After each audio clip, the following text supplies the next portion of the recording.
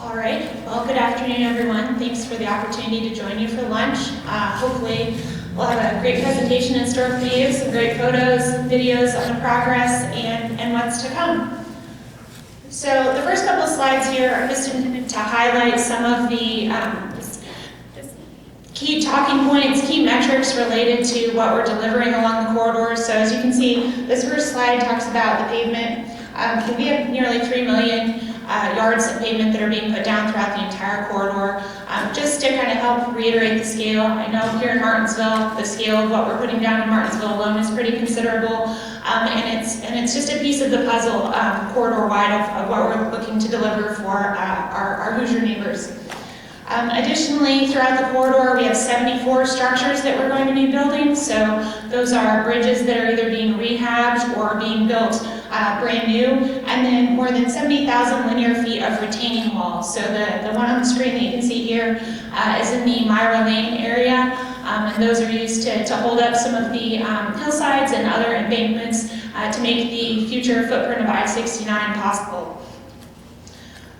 Throughout the corridor, certainly as we go to deliver the project, Geotech is an important aspect of this, and we have done thousands of borings to ensure that we know what we're building on top of, and if there are materials that need to be stabilized or removed, that we have that information ahead of time before we're out in the field actively constructing. And then additionally, as interchanges and overpasses and underpasses come up out of the ground, those bullets are intended to give you that magnitude of the cubic yards of fill. So we're going to have more than 7 million yards of fill, and more than 3 million yards of cut throughout the corridor that, like I said, will help bring those interchanges and those overpasses up and out of the ground. This is kind of an oldie but a goodie. So this is how we have a corridor divided across 5 construction contracts, which is there at the top, and then the bottom is the proposed timeline for each of the construction contracts. So you can see contract 1 and contract 3 are complete. So contract 1 was down here in Martinsville, included Artesian Avenue and some of the improvements to the local road network. Contract 2 is certainly what's actively ongoing and what we're looking to get open by the end of this season. And then further to the north, contracts 4 and 5 are underway as well, and everything still on track to be completed by 2024, connecting us all the way up to 465 in Indianapolis. So we're going to talk a little bit more about progress to date, and the presentation will kind of weave corridor quantities and things, but also more specific local information as well. So just touching on utility lines, for those that have probably heard our presentations before, this is probably a familiar slide. All of the different types of utilities that we've relocated throughout the corridor, and I'm happy to say that the majority of these are complete down here in Martinsville. I think the only area we have left is the Artesian Square area, which will be under construction next year. And then moving up throughout the corridor, most of our utility relocations are complete through Johnson County. We're wrapping up the northern end of Johnson County and really getting underway into Marion County. So it's just a testament to the amount of utilities and types of utilities that have to be moved as part of this project to certainly ensure that folks have the roads to be able to get everywhere, but we want to make sure that you get your basic services as well in a timely and efficient manner. Sorry, I clicked a little bit too quickly. Another part of the delivery of the project is mitigating for the impacts that we have. And so this slide is really just intended to call out some of the types of things that we mitigate for. We mitigate for wetlands, for the trees that we take down, any impacts that we have to the habitats of the threatened and endangered species. This photo on the screen is one of our mitigation areas along the White River, but we have about a half a dozen mitigation areas throughout the corridor intended to offset the things that we've had to move out of the way and that we've impacted with some of our new bridge structures and whatnot. So it's just important to call that out as well. I know many people are very concerned about the environment and just want to kind of reiterate that we're putting back what we take throughout the community just a little bit further away than the new roadway. So a couple of summer milestones to touch on. Burton Lane here in Martinsville permanently closed. We were able to open our State Road 44 overpass that connects on the east side to Rubin Drive. And And then north of Martinsville up to 144. So in the first half of the summer, we were able to complete those new southbound lanes. And then in midsummer, we switched everybody onto those new southbound lanes so we could construct the new northbound lanes. And we are still on track to get those northbound lanes open by the end of this construction season. So I guess to kind of put that in perspective, that's about 12 miles of new road between north of Martinsville up to 144. And that includes not only the new roadway pavement itself, but all of the stream and creek crossings as well. There are a variety of structures that are being replaced and rehabbed as part of those improvements. So that's kind of another, I'd say, exciting layer in addition to what we've been able to accomplish down here in Martinsville this year, that as you're able to travel north, you'll have that much more new interstate standard roadway to be able to get you to your northern destinations. The Grand Valley Blvd overpass, which technically opened last summer, we're calling out here because it was fortunate enough to be nominated for the AASHTO Midwest Small Project Quality of Life and Community Development category. We actually tied for first place for that category and then made our way onto the National People's Choice. We did not win the National People's Choice, but I know through a lot of voting efforts here within the community, within INDOT and some of our consulting partners, I know we gave it our best effort, but I'm confident with all the great things that we've done down here in Martinsville and that we'll do throughout the corridor. Hopefully it won't be our last time to be considered for such an opportunity to be able to feature the project, feature the great things that we've had the opportunity to do for the communities. One thing that, with respect to the category of this award, it was really, like it says, quality of life. As many of you know, that Grand Valley Boulevard really improved connectivity, improved the safety for the pedestrians that were using that area, and certainly improved the connectivity for the motorists. So that was another thing that kind of underscored why that was selected and why that was featured. And it's such a great addition to your community. So in looking through the corridor, just kind of talking about what we have underway, Meyer Lane and Teeters Road overpasses are under various phases of development.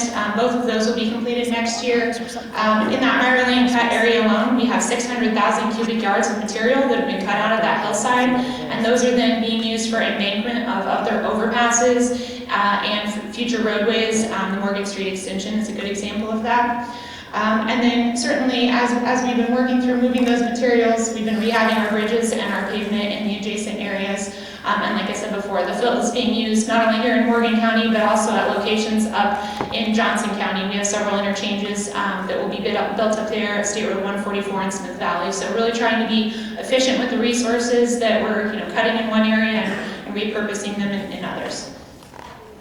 Another item to just touch on Meyer Lane, so when you think about the cut that we're making into that hillside, the car that is on the top of the screen here is where the future bridge will be in. I apologize for those in the back, you might not be able to see this very well, but there's a little dashed line on there just below that car. That is where existing State Road 37 was at the beginning of this construction season, and where those cars are at the bottom of the screen, that is where the future I-69 lanes are. So quite literally, that bridge will go across where State Road 37 used to be. So when you're trying to visualize how people are going to get over to the First United Methodist Church, it'll be at about the same elevation that State Road 37 was previously. And then we're going to talk about what to expect as far as our year-end goals. So we intend to open I-69 by the end of this year. There will be stoplights South Ennis Road, which Ennis Road is currently the closest stoplight. Really, with the opening of I-69, it's going to be safer for not only the through traffic who's trying to get to destinations further to the north, excuse me, but also for the locals as we improve the bus connectivity with the east-west connectivity with the different overpasses and interchanges that will be available. And then once we're able to open I-69 through Martinsville, then we will turn that detour off over on 39 to 67 to 144. So hopefully that will provide a little bit of relief for everyone that's using that route in a more regular fashion. Just a couple of other items to touch on as far as the new infrastructure that we're putting in place. So we have 17 miles of new I-69 pavement throughout Morgan County. Specifically, Morgan County accounts for almost half of the corridor. We have 4 new interchanges that we built down here in Martinsville. We have 6 stream crossings where we've had newer rehabilitated I-69 bridges, so Crooked Creek, Clear Creek, Stotts Creek as a couple of examples. And then the frontage roads that we built for the local connections, those are really the Contract 1 and Contract 3 improvements that we made in both 2019 and 2020. And then certainly the noise barriers have been coming up out of the ground as we have been delivering, building the embankments and whatnot here through Martinsville. And then you'll also see the cable barriers that'll be in the medians and additional guardrail and things that are additional safety mechanisms for when we're at full speed on mainline I-69. Talking about aesthetics for a moment, many of you know the monuments that we've built, the color patterns for the MSE walls and the noise walls. That coordination was done here with the aesthetics committee here in Martinsville, but also up in Morgan County. Morgan County had an aesthetics committee that provided feedback. And on the bottom of the screen here, you can see kind of the rendering of what the future Morgan County monument is going to look like. It's going to be located at the Henderson Ford interchange and will be constructed next spring. And with that, I will segue to a video, hopefully. Does it work? Bear with us for just a second. We're going to test this out.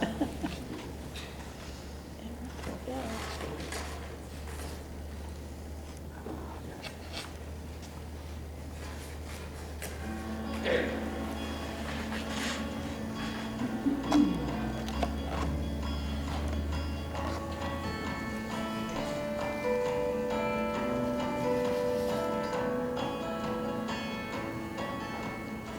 Martinsville residents and Morgan County residents and leaders that sort of got together a couple of years ago to say, what do they want their monument to look like? This is a tribute to their city.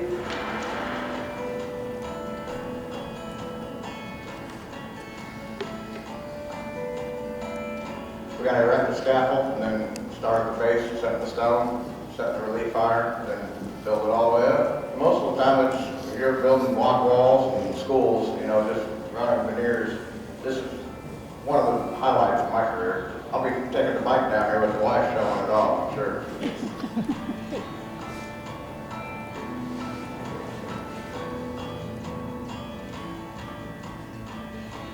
The original intent was to have an M that was in the middle of the moon, you know, at the very top, so they could, you know, highlight for Martinsville.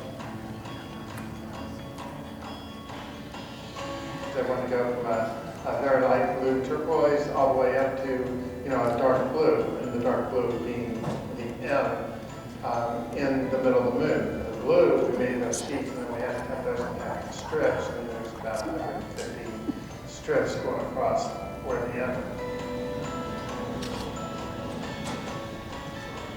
There's 8 moons, there's 8 M's. And each one starts out with the white powder, precipitated white powder on the glass. We fused the powder on the glass, and then we stacked it up, fused it to give us that bright ivory tone of the moon.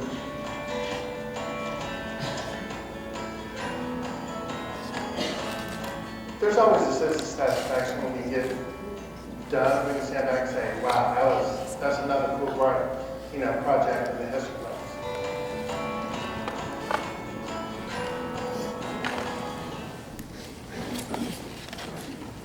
Okay, so moving on to a couple of other items beyond the exciting aesthetics that have been able to be constructed here within the community. Noise barriers are another item that I think are just important to the quality of life here. So back in the NEPA stage and early design stage, there's a lot of analysis done to determine locations of noise barriers, height of noise barriers, and so that all kind of has come to fruition in where they've been constructed out along the corridor. So as you can see the stats on the screen, along 465, we have about 11 noise barriers. There's about 23,000 linear feet of noise barriers up on 465, and then on I-69 itself, so both Martinsville and then up into Johnson County and Marion County, we have 9 noise barriers, about 20,000 linear feet, just as kind of a reference point. Additionally, the noise barriers here in Martinsville, as probably many of you have seen their locations. So we have about 1.4 miles of barrier here, particularly on the northwest side between Sierra 39 and Grand Valley Blvd. the height range on the noise barriers is really dependent upon the topography of the ground, right? So if the ground's a little bit taller, the noise barrier is a little bit shorter because you're ultimately trying to get the same height of barrier as you move along the wall. On our website, that's another great resource to be able to go and see the exact locations of the noise barriers, both here in Martinsville and up throughout the corridor. And then another item that is somewhat new here in Martinsville are the roundabouts. So I think we're excited to say we are the first roundabouts in both Martinsville and Morgan County. 6 of the 7 new I-69 interchanges, both in Morgan County and Johnson County, have roundabouts. Here is a list of the ones that are down here, both in Martinsville and Morgan County. So we have roundabouts at 039 Morton Avenue, the I-69 ramps essentially in Rogers Road roundabout, 0252 in Hospital Drive, that interchange, the ramps will end in roundabouts. That'll be how you navigate that. And then Cramertown Loop will also be a roundabout. And then moving further north into Morgan County, the Henderson Ford Road interchange, which at least the overpass is already open, that has roundabouts on both sides, and the new future ramps will tie into those as well.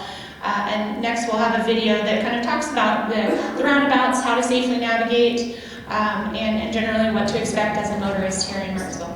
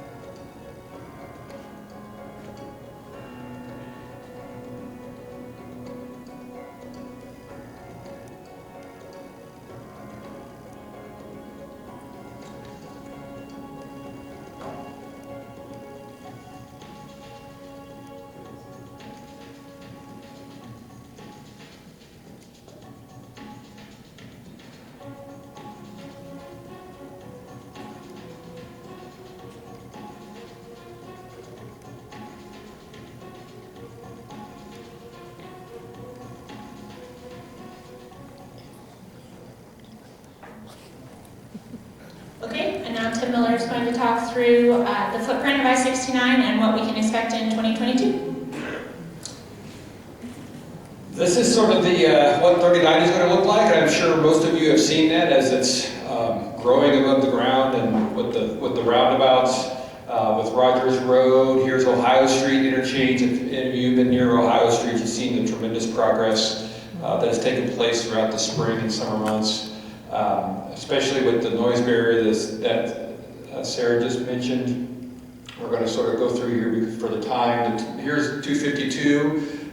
You've seen that as far as with the roundabouts. And we really want to point out the roundabouts because, and have the video, because we knew that will be new here in Marion and Martinsville. And so, but it'll be much more efficient and much safer than some of the four-way stops that had preceded them.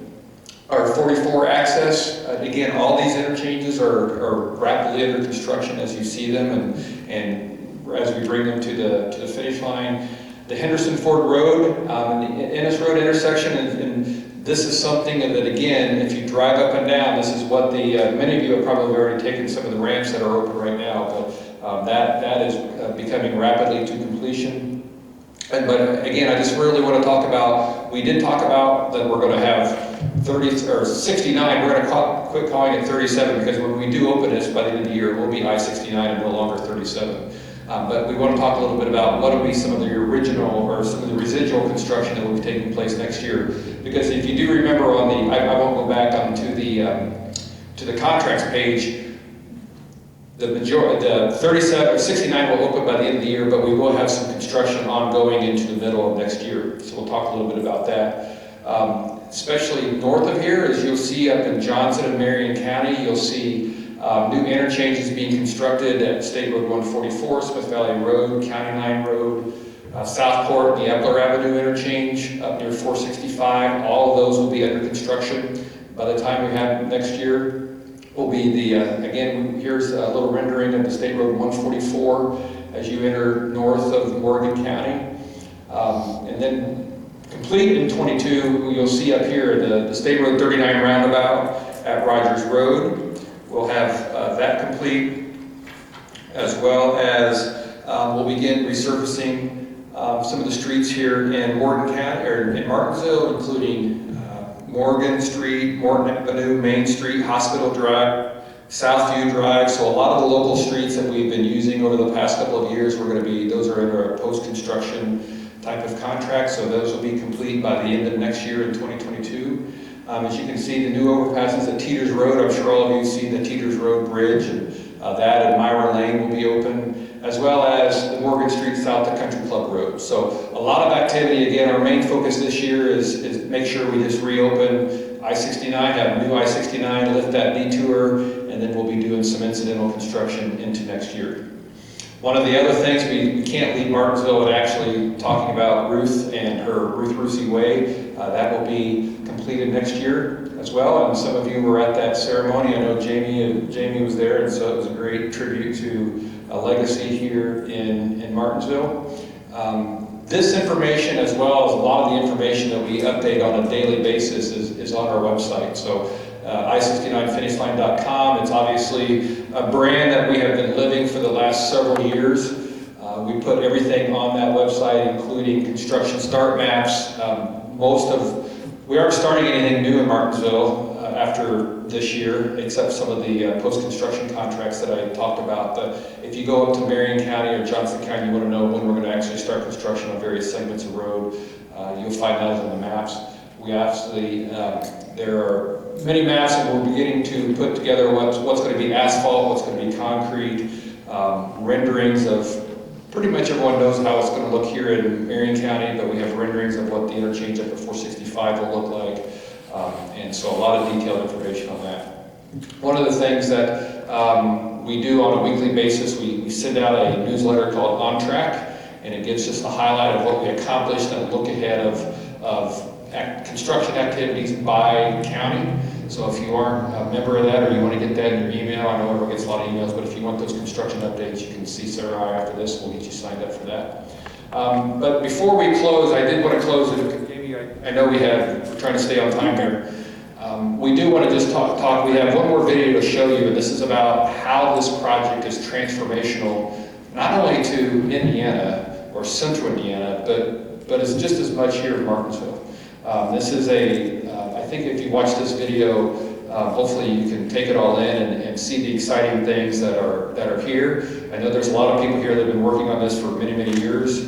We appreciate the coordination with the city, with Gary and the mayor, and the city council. I see Chip in here, and Kenny Hale. I know Kenny, where's Kenny? I just saw him walk in. He's in the back. He didn't want to be recognized. But this is just something that as we wind up 21 and this monumental feat of when we open it up at the end of the year, I think we can all take it back and reflect on, not only what we've been through, but more excitingly, what do we have to look forward to. So, Sarah, you want to do the next round just to make sure that that this video starts?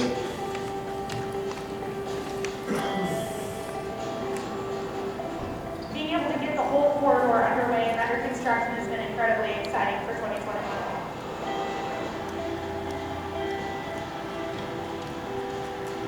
Our ability to close Martinsville, to be able to get a head start on the work down there with the mainline improvements and the interchanges, and the additional mainline improvements north of there up to 144. It's really been an incredible feat. All the work that's been going on and all the time that the contractors have been putting in to meet their schedules.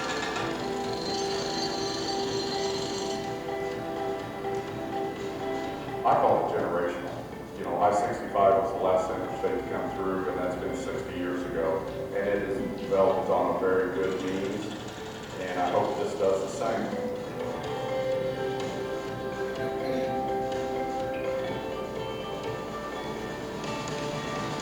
I think it really gives us an opportunity to modernize. 465, if you consider that the wheel, and we are one of the spokes, we are one of the last spokes to develop. And with the growth of Indianapolis going out into the suburban areas, it really has no alternative than to come down toward Martinsville. This brand new interstate, one of the longest contiguous interstate being built in the country right now that's active. The country is watching this project for its progress, and just from the amount of infrastructure that is being constructed and invested in this 26-mile corridor is something that changes on a daily basis.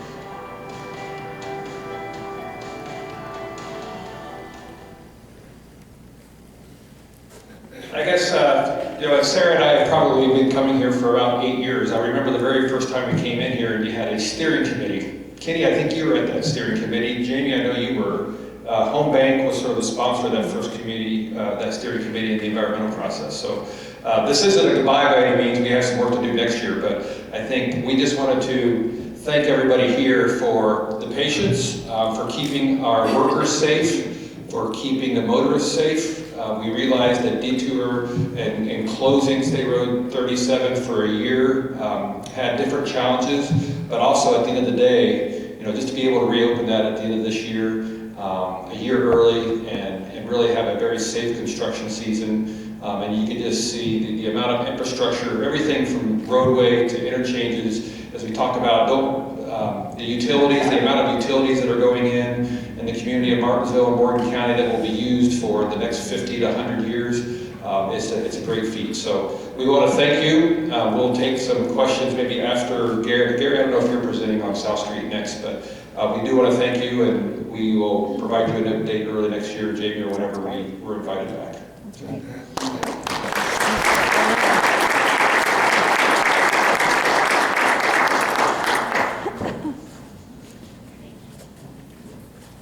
Thank you again.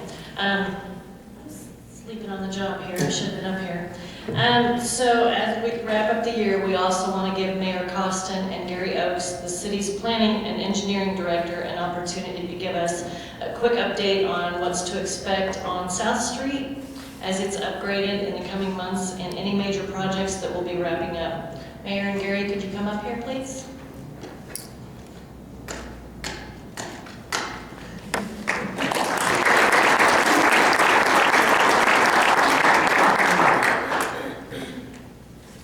Jamie promised all I had to do was introduce Gary.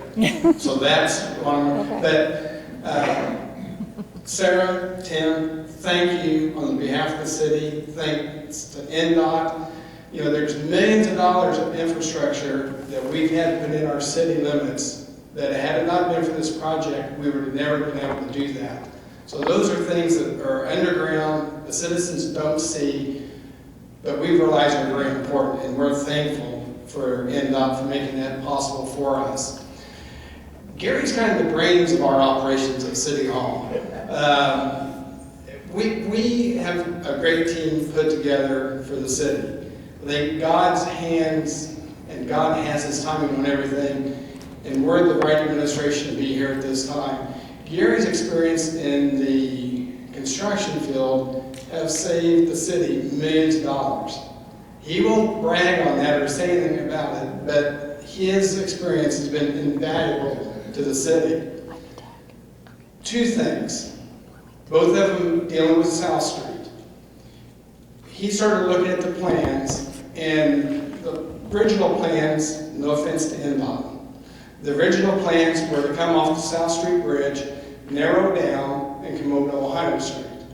And there was only going to be a sidewalk on one side. Gary looked at that with his experience saying, no, that's not really going to be safe. We need to have that as wide as the bridge, and we need sidewalks on both sides. So he and I went down to Seymour, and INDOT agreed, and they gave us more money to do that project. But here again, it was Gary's expertise to know that that wasn't going to be right, because that's going to be one of the main thoroughfares into our city. Then the other thing, Gary was working, and we've all been down South Street. We know how narrow it is. And he got to working with the engineers and realized that the engineering was more advanced on South Street than it was on Ohio Street. Because Ohio Street was slated to be constructed and redone first before South Street. But Gary went again to INDOT, and with their permission, we were able to switch those two projects. So South Street's going to be done first, and then Ohio Street will follow up with it. But again, all of these things, Gary, with his experience, was able to realize and make a better transformation for our city. So I'm indebted for his experience and so glad that he's part of our team. So at this time, Gary, the mic's yours. I thought you were going to dance and I was going to speak. Echoing some of what Kenny just said, the professionalism that we experienced with the INDOT staff, with Tim from HNTB and Sarah directly as a state employee, has been marvelous. And been in regular contact. For instance, I have a project meeting every week with them. Now it's Zoomer most of the time. We have an incident management meeting that reflects on what's getting ready to happen in the upcoming weeks so that we can communicate that to you as well. So all those kind of things are on an ongoing basis that we have within INDOT. We certainly appreciate the professionalism that's been exhibited there. Let me give you some updates on things that we're doing. We've been really busy, and give you a peek at what's about to come. You've read probably in the paper that we're going to do a performance park up at Jefferson and Pike Street area. We open those bids this coming Monday night, so we're going to see real soon what's about to happen there. You've also probably been aware that we received an IFA estate grant to do the levee on the west side of town. The state IFA contribution of that's $20 million, and we've got to come up with $3 million of our own to get that done. That'll happen over the next couple of years, probably not finish until late 2023 because we have to do permitting process with the Army Corps of Engineers, the DNR, with the IDEM, and with FEMA as that goes forward there. So those are a couple of things that are just about to pop here. You've all just heard them reference what's going to happen on South Street. If you've been down South Street in the last month, it's totally different. We took down over 50 trees, removed 6 houses and the garages associated with that. That project becomes a 38-foot mount out. There's a 5-foot sidewalk on each side, there's a 2-foot curb, and then there's 2 12-foot driving lanes. So it'll really open up that area and become literally a boulevard coming off the bridge. That's what we want to flow. And Ohio Street was a project that was added as an interchange, and that will be the flow towards both of our high schools and across to the shopping center, Walmart, and those kind of areas that we experience that. That goes to project letting on January the 12th. We're less than 8 weeks away from that now, so you'll not see, we referenced seasonal changes, what happens there, or calendar year changes. We may go out to bid in January the 12th, but we'll physically not see much happening until probably March. The reason that we took down the trees and the houses ahead of time is because of utility relocations. Vectron's been really consistently helping us as far as the gas lines go, so they've already removed those ahead in the project. We're now at the point of waiting for Duke, AT&T, Zio, Comcast to all get their stuff off their poles, so the poles lines can be relocated and that physically can happen on South Street. That's what's going to happen there.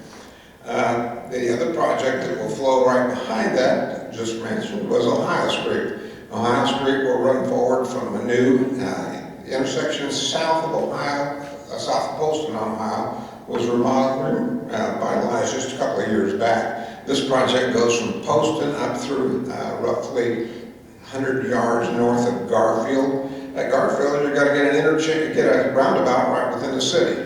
If you can envision that in your mind, there are 6 legs coming into that intersection, which are nothing less than confusing and dangerous. And so that's going to convert to a roundabout at that point. That's what's happening there.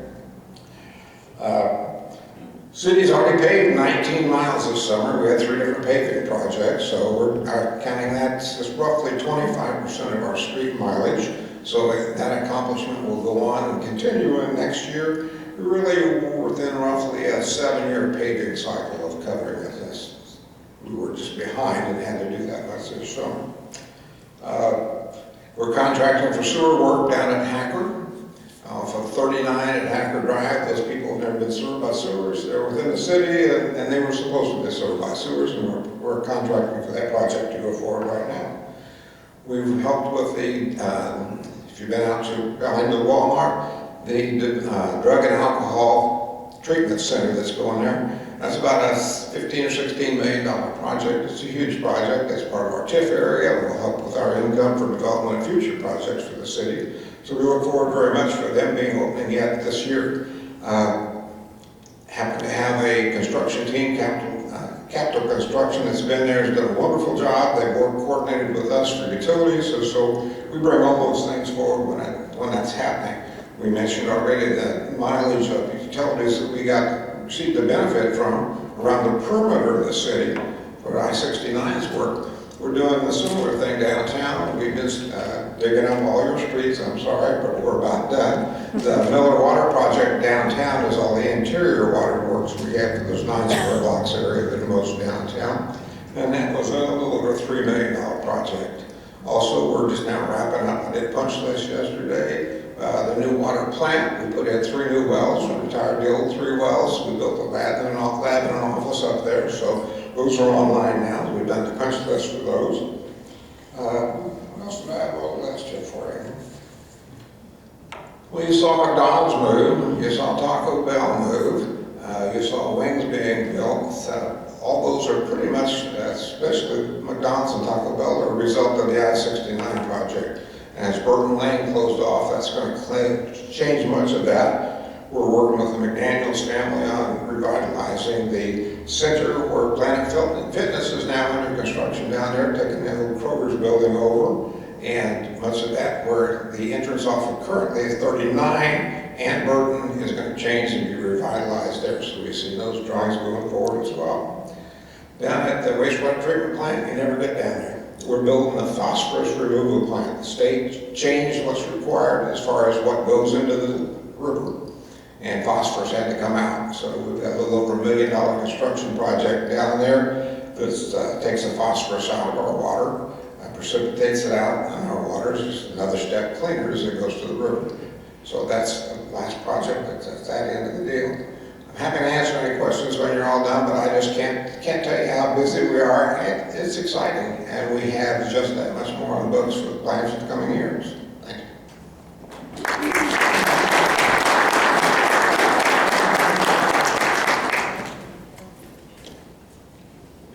Thank you. Thank you.